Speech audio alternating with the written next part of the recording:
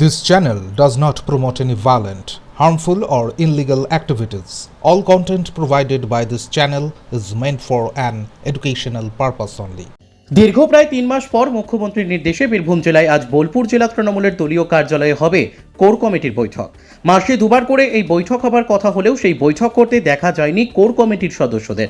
সেই মতো আজ কোর কমিটির বৈঠক হবে দীর্ঘ 3 মাস পর মুখ্যমন্ত্রীর নির্দেশে। Bureau report, rising Bangla.